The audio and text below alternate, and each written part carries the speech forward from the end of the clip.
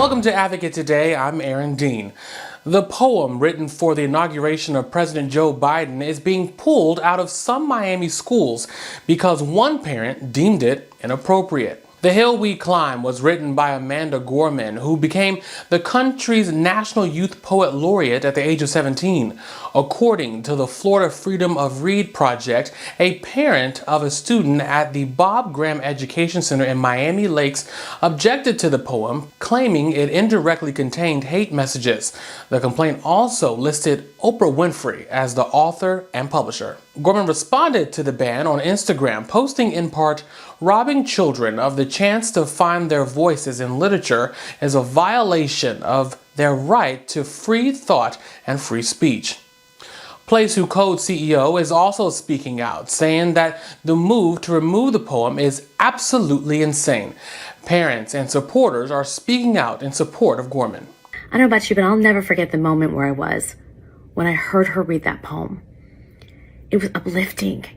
It was about what our country could be and should be and is. This is exactly what we want our kids to read. This is exactly what we want our kids to have access to. We can't continue to let these parents, so-called parents who care about their children, dictate what our kids could be exposed to. Because you know what? I want my children to grow up with hope, to grow up with love, and to love everybody, irregardless of the color of their skin or who they choose to love. Book bans are happening more frequently in Florida, where Governor Ron DeSantis has pushed policies that encourage the censorship of books in schools. Head over to advocatechannel.com for more on this story.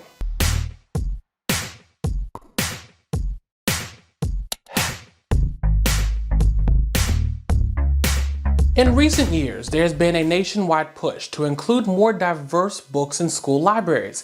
The National Education Association says that reading about different races and religions not only educates kids about different backgrounds, but also helps teach kids to be more inclusive. As we celebrate AAPI Heritage Month, Chris Nguyen introduces us to a group that is working to add more diverse books in the classroom. Outside the nation's capital, a special gathering. I don't remember reading any books with people that look like me.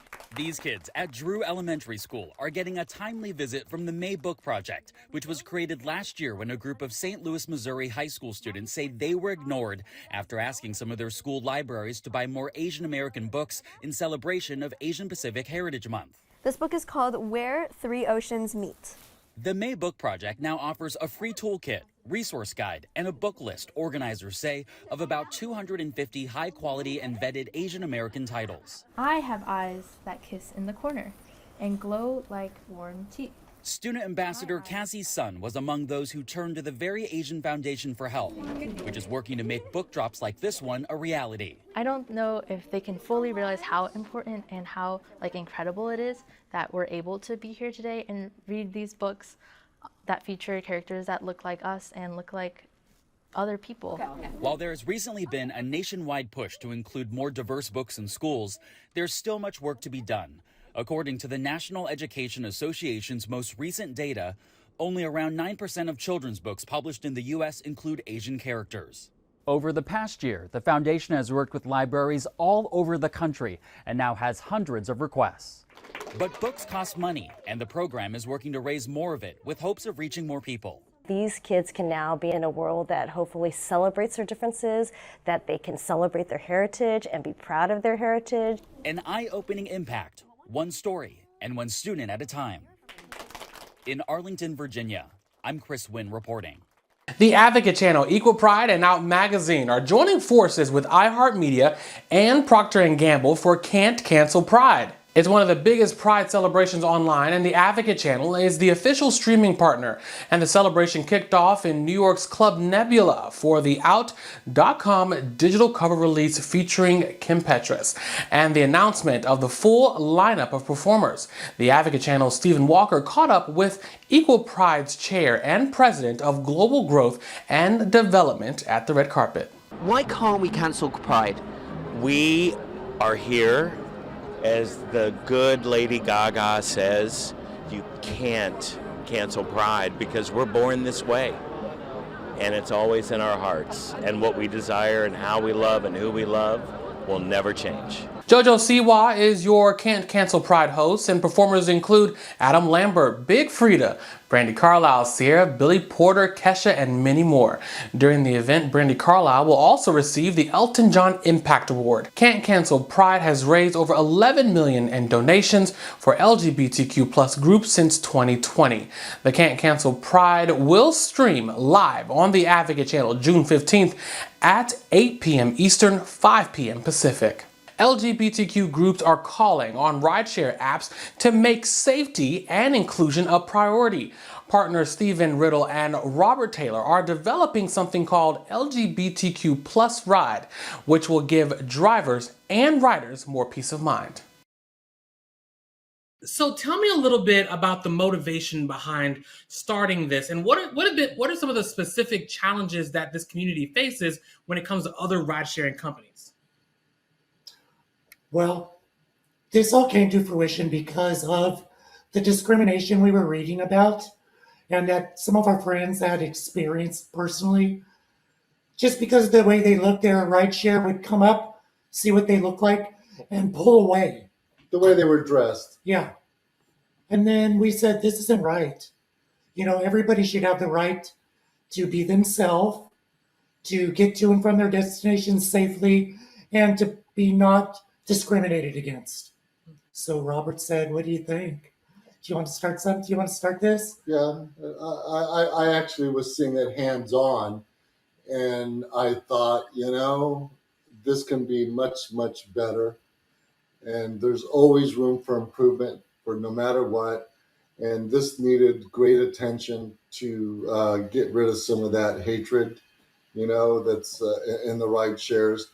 And so I presented it to Stephen here and asked him if he's got my back on this to move forward on it. Absolutely.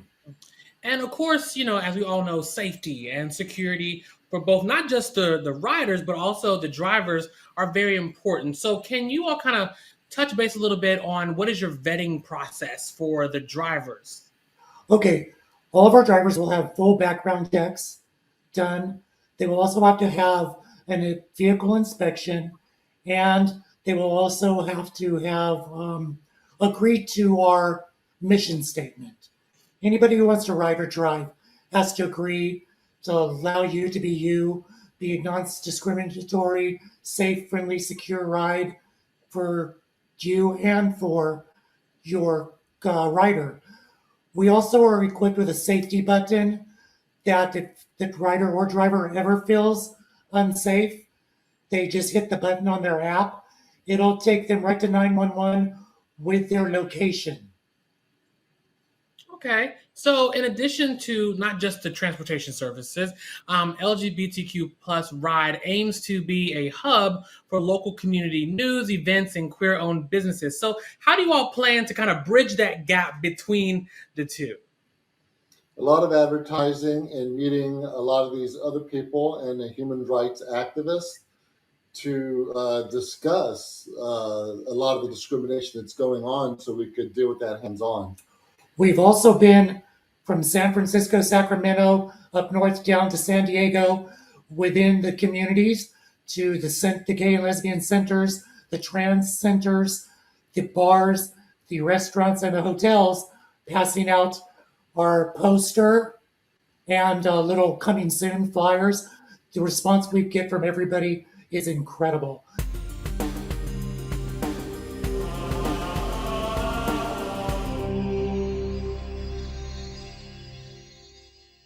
May is Mental Health Awareness Month, but a new report shows that the country's new 911 hotline for mental medicine is struggling to be seen. The Suicide and Crisis Lifeline launched last July. A survey found only 13% of adults in the U.S. know about it. 7 in 10 said that they might use it once they were told about it. But about 40% also expressed some reservations. They worried that calling might result in law enforcement action, being sent to a hospital, or being charged for services that they can't afford. Still, the hotline answered 160,000 more calls last month than a year ago. If you or someone you know is struggling with their mental health, call the new 988 hotline. It provides immediate help, resources for those who need it. Again, that number is 988. And that's all for this Advocate today. Remember, you can join the Advocate channel wherever you stream. I'm Aaron Dean, and we will see you next time.